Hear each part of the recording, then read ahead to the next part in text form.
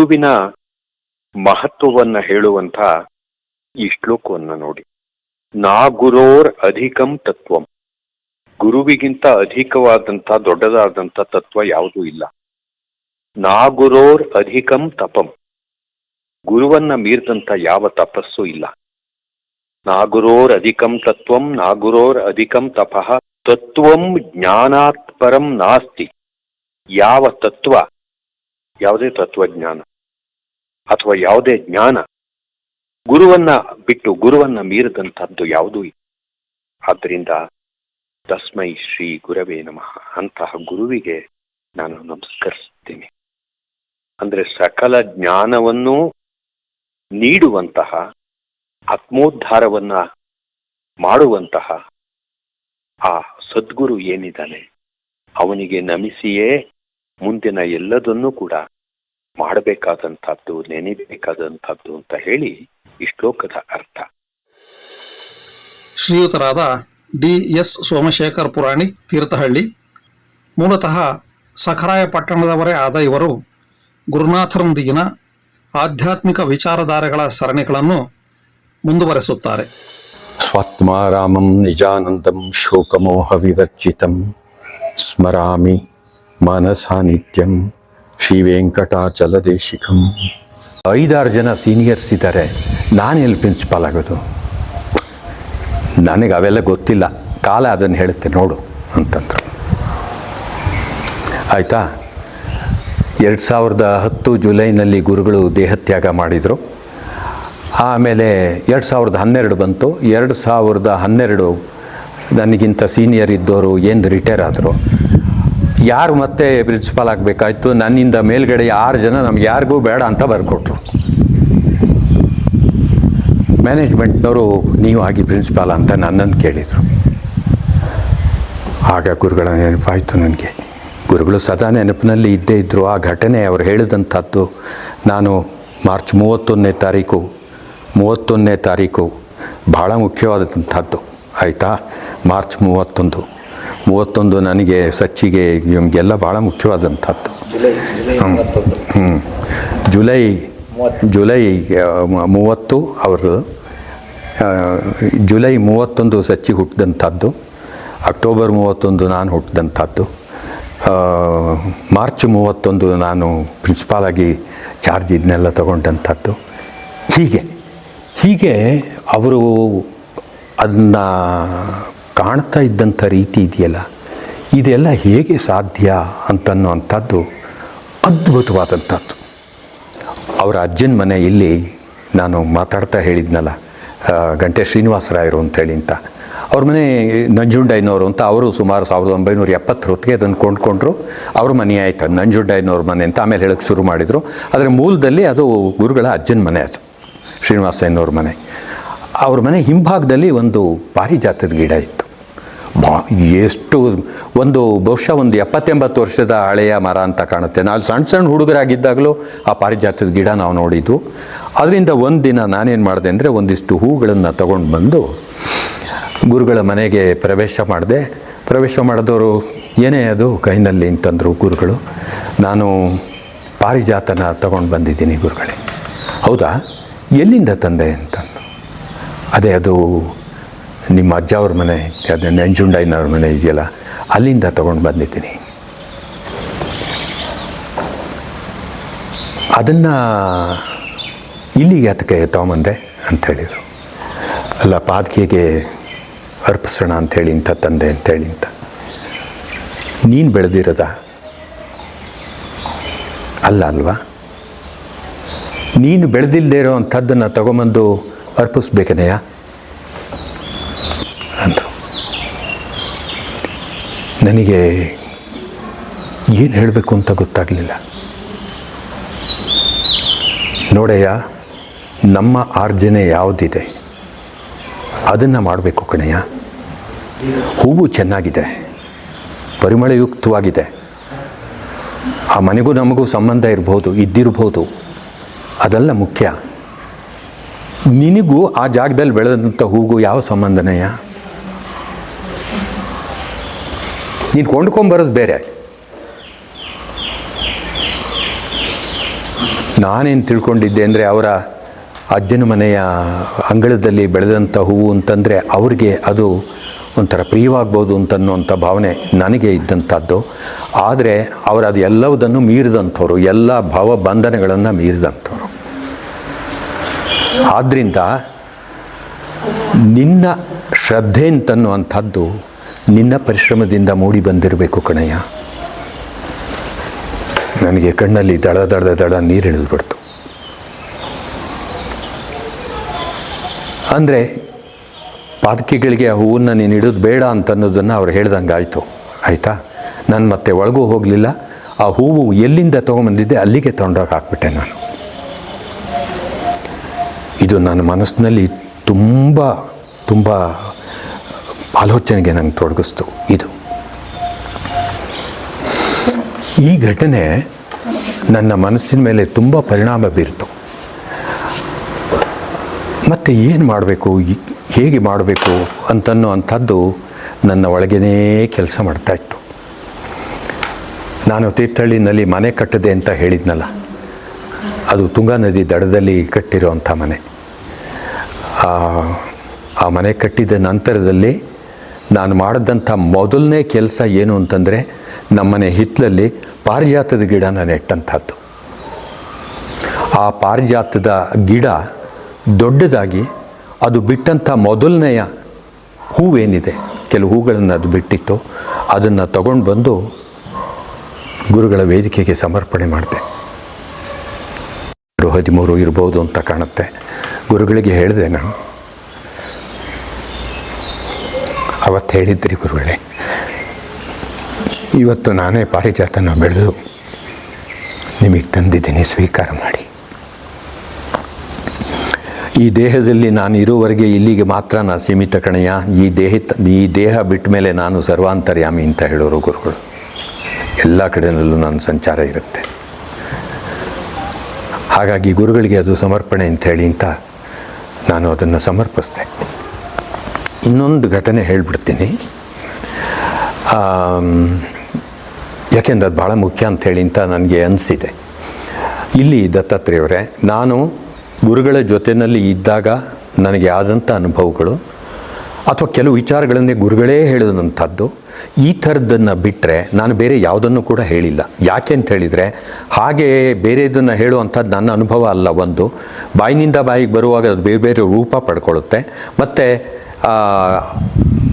ಅದು ಬೇರೆಯವರ ಅನುಭವವನ್ನು ನಾವು ಹೇಳುವಂಥದ್ದು ಅದು ಯುಕ್ತ ಕೂಡ ಅಲ್ಲ. ಈ ಕಾರಣಕ್ಕಾಗಿ ನಾನು ಹೇಳಿಲ್ಲ. ನಾನು ಹೇಳಿರೋವಂಥದ್ದು ನನ್ನ ಅನುಭವ, ಗುರುಗಳು ನನಗೆ ಹೇಳಿದಂಥ ವಿಚಾರಗಳನ್ನು ಹೇಳಿರೋವಂಥದ್ದು.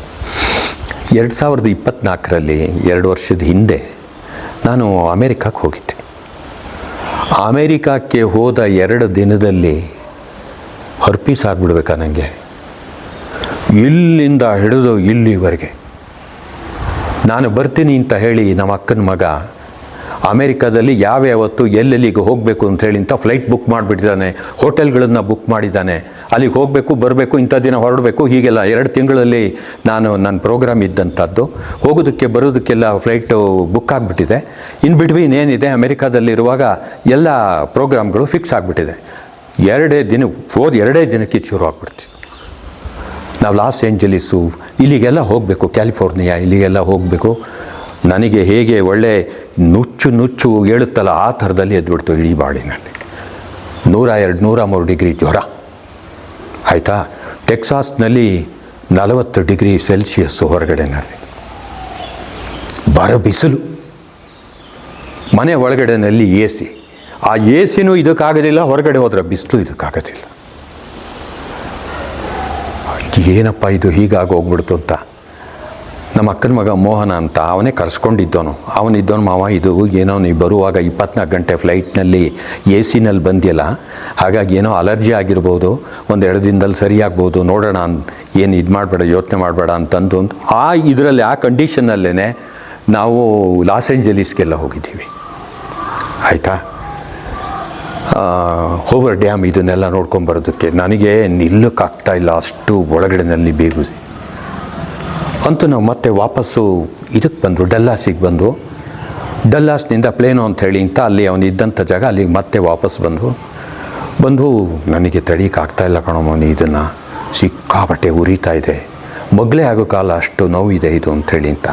ಆಮೇಲೆ ಅವನ ಫ್ರೆಂಡಿನ ಒಂಚೂರು ಗೈಡೆನ್ಸ್ ಎಲ್ಲ ತೊಗೊಂಡು ಆಮೇಲೆ ಅಲ್ಲಿ ಯಾರನ್ನೋ ಒಬ್ಬರನ್ನ ಒಂದು ಕಡೆಗೆ ಹೋದರೆ ಅಲ್ಲಿ ಸಿಗ್ಬೋದೇನೋ ಅಂತ ಅಂದ್ಕೊಂಡು ಅಲ್ಲಿಗೆ ಹೋದ್ವು. ಆಯಿತಾ, ಅಲ್ಲೆಲ್ಲ ಈ ಹಾಸ್ಪಿಟಲ್ಗಳೆಲ್ಲ ಒಂದು ಕಾಂಪ್ಲೆಕ್ಸ್ಗಳು ಥರದಲ್ಲಿ ಇರ್ತವೆ. ಅಲ್ಲಿಗೆ ಹೋದ್ವು. ನೀವು ಇಲ್ಲಿ ಥರದಲ್ಲಿ ನೀವು ಅಪಾಯಿಂಟ್ಮೆಂಟ್ ಇಲ್ಲದೇ ಯಾವ ಡಾಕ್ಟ್ರನ್ನೂ ಅಲ್ಲಿ ಭೇಟಿ ಮಾಡೋಕ್ಕಾಗೋದೇ ಇಲ್ಲ. ಎಲ್ಲ ಆನ್ಲೈನ್ನಲ್ಲಿ ಬುಕ್ ಮಾಡ್ಕೋಬೇಕು. ಇವನು ಎಷ್ಟು ಕಡೆ ಯಾವ ಡಾಕ್ಟ್ರನ್ನ ನೋಡಿದರೂ ಕೂಡ 15 ದಿನ ಬಿಟ್ಟು ಸಿಗುತ್ತೆ, 20 ದಿನ ಬಿಟ್ಟು ಸಿಗುತ್ತೆ, 1 ತಿಂಗಳು ಬಿಟ್ಟು ಸಿಗುತ್ತೆ ಅಂಥೇಳಿ ಅಂತ ಅದು ತೋರಿಸ್ತಾ ಇದೆ. ಹೀಗಾಗ್ಬಿಡ್ತಲ್ಲ ಮಾವ, ಎಲ್ಲೂ ಸಿಗ್ತಲೇ ಇಲ್ಲ, ಅಪಾಯಿಂಟ್ಮೆಂಟೇ ಸಿಗ್ತಾ ಇಲ್ಲ. ಇದೆಲ್ಲ ಹೌದುವೇನು. ಲಾಸ್ಟು ಇದೇನು ಅಂತಂದರೆ ಎಮರ್ಜೆನ್ಸಿ ಅಂಥೇಳಿ ಅಂತ ಕೆಲವು ಕಡೆಯಲ್ಲಿ ಸುಮಾರು ಒಂದು $2,000-3,000 ಕೊಟ್ಟರೆ ಅಲ್ಲಿ ನೋಡ್ತಾರೆ ಅಂತನ್ನುವಂಥ ಮಾತು ಕೂಡ ಬಂತು. ನಮ್ಮ ಇಂಡಿಯನ್ ಕರೆನ್ಸಿನಲ್ಲಿ 2,000 ಅಂತ ಹೇಳಿದರೆ $1,50,000 ದುಡ್ಡು. ಆಯಿತಾ, ಅಷ್ಟನ್ನು ಕನ್ಸಲ್ಟೇಷನ್ಗೆ. ಆಮೇಲೆ ಇವನು ಅಲ್ಲಿ ಕಂಪ್ಯೂಟರ್ನಲ್ಲಿ ಏನೋ ಬುಕ್ ಮಾಡೋದಕ್ಕೆ ಅಂತ ಹೇಳಿ ಮತ್ತು ಟ್ರೈ ಮಾಡ್ತಾ ಇದ್ದ. ನಾನು ಹೋಗಿ ಈ ಥರದೊಂದು ಬೆಂಚ್ ಇತ್ತು, ಅದ್ರ ಮೇಲೆ ಕೂತ್ಕೊಂಡ್ಬಿಟ್ಟೆ. ಕೂತ್ಕೊಂಡು ನಾನು ಮನಸ್ಸಿನಲ್ಲೇ ಗುರುಗಳನ್ನು ನೆನೆದೆ.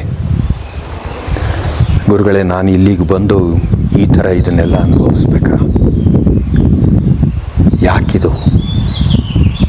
ಇಷ್ಟೇ ನನ್ನ ಮನಸ್ಸಿನಲ್ಲಿ ಅಂದ್ಕೊಂಡಿದ್ದು ದತ್ತಣ್ಣ. ಮತ್ತು 2 ನಿಮಿಷದಲ್ಲಿ ಯಾರೋ ಒಬ್ಬರು ಅಲ್ಲಿಗೆ ಬಂದವರು ನಮ್ಮ ಮೋಹನನ, what are you doing? I am trying for an appointment with some doctor. For whom? This my uncle, he has some health issue and we want an appointment with some doctor anteli. Did you get it? No, we have not been able to get any appointment. At least for the next 15 days, no appointment is available with any doctor. Therefore I am still trying. He is sitting there. You people look like Indians. Of course, yes. Where is your passport ಅಂಥೇಳಿ ಅಂತ ನಾನು ಕೇಳಿದರು. ಆಮೇಲೆ passport visa ಎಲ್ಲ ಒಂದರಲ್ಲೇ ಇರುತ್ತಲ್ಲ, ನಾನು ಇದನ್ನು ತೆಗೆದು ಹಿಂಗೆ ತೋರಿಸಿದೆ. ಲೆಟ್ ಮಿ ಸಿ ಇಟ್ ಅಂಥೇಳಿ ಆ ಮನುಷ್ಯನ ಪಾಸ್ಪೋರ್ಟು ವೀಸಾ ತಗೊಂಡೋಗ್ಬಿಡ್ತದ. ಅಲ್ಲೊಂದು ರೂಮ್ ಇತ್ತು, ಅಲ್ಲಿಗೆ he entered in to that room and he ವ್ಯಾನಿಸ್ಡ್.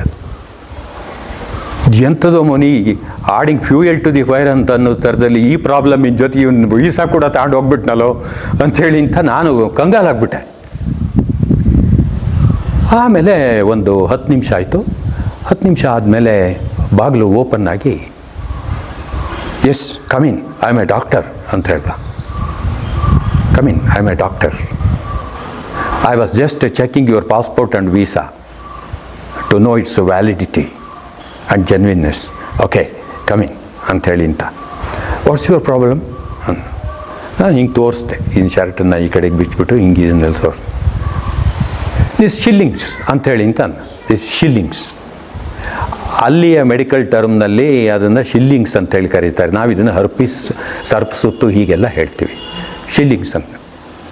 ಆಮೇಲೆ did you suffer chicken pox as a child ಅಂಥೇಳಿ. I don't remember doctor, my parents are not alive, therefore I can't get it clarified from anyone ಅಂತ ಹೇಳಿದೆ. See, if you have suffered chicken pox, it will be there in the dormant stage. Okay, when your body is weak, it reappears in this form. Okay, nothing to worry, it cannot be cured, but it can be subsided ಅಂತ ಹೇಳಿ ಅಂತ. ಮತ್ತೆ ಯಾವಾಗಲೂ ಕಾಣಿಸ್ಕೋಬೋದು, ಮತ್ತೆ ಬರಲ್ಲ ಅಂತ ಹೇಳೋಕ್ಕಾಗಲ್ಲ. But ಈಗ ಅದು ಕಡಿಮೆ ಆಗೋದಕ್ಕೆ ನಾನು ಮೆಡಿಸಿನ್ ಕೊಡ್ತೀನಿ ಅಂಥೇಳಿ ಅಂತ, ಇದನ್ನು 8 ದಿನ ತಗೋ ಅಂಥೇಳಿ ಅಂತ 21 ಮಾತ್ರೆನ ಬೆಳಿಗ್ಗೆ ಮಧ್ಯಾಹ್ನ ಸಂಜೆ ತಗೋ ಅಂಥೇಳಿ ಅಂತ ಕೊಟ್ಟ. ಇಲ್ಲೇ ಪಕ್ಕದಲ್ಲೇ ಫಾರ್ಮೆಸಿ ಇದೆ, ಅಲ್ಲಿಗೆ ಹೋಗಿ ನೀ ತಗೋ ಇದನ್ನು ಮೆಡಿಸಿನ್ ಅಂಥೇಳಿ ಅಂತ ಹೇಳ್ದ. ಆಮೇಲೆ ಅಲ್ಲಿಗೆ ತಗೊಂಡೋಗಿ ಆ ಪ್ರಿಸ್ಕ್ರಿಪ್ಷನ್ ಇದನ್ನೆಲ್ಲ ಕೊಟ್ಟರೆ ಅದನ್ನು ಕೊಡಬೇಕಾದಂತನೂ ನಮ್ಮ ಮುಖ ನೋಡಿ, this costs around $110, but you just give me $60, it's enough.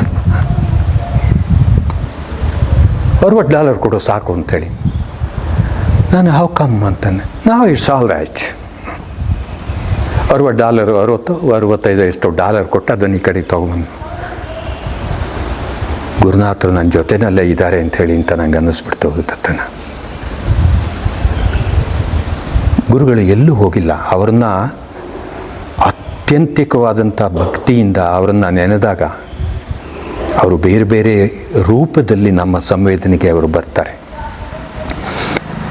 ನಾನು ಸಚ್ಚಿ ಇದನ್ನು ತುಂಬ ಸರಿ ನಾವು ಮಾತಾಡ್ಕೊಂಡಿದ್ದೀವಿ. ನಮ್ಮ ಸಂವೇದನೆಯ ಮಟ್ಟ ಏನು, ಗುರುಗಳನ್ನು ನಾವು ಯಾವ ರೀತಿಯಾಗಿ ಪರಿಭಾವಿಸ್ತೀವಿ ಅಂತ ಅನ್ನೋದ್ರ ಮೇಲೆ ಗುರುನಾಥರು ನಮಗೆ ಕಾಣಿಸ್ಕೊಳ್ತಾರೆ, ನಮ್ಮ ಸಂವೇದನೆಗೆ ಬರ್ತಾರೆ. ಓಂ ಶ್ರೀ ಗುರುಭ್ಯೋ ನಮಃ. ಜೈ ಗುರುದೇವದತ್ತ. स्वात्मारामं निजानन्दं शोकमोहविवर्जितं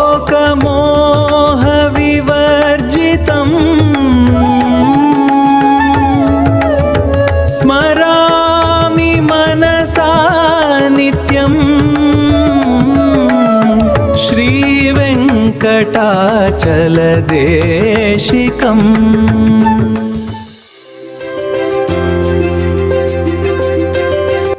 ದಯಮಾಡಿ ಲೈಕ್ ಮಾಡಿ, ಶೇರ್ ಮಾಡಿ, ಸಬ್ಸ್ಕ್ರೈಬ್ ಮಾಡಿ, ಮರೆಯದೆ ಬೆಲ್ ಬಟನ್ ಒತ್ತಿ. ಧನ್ಯವಾದಗಳು.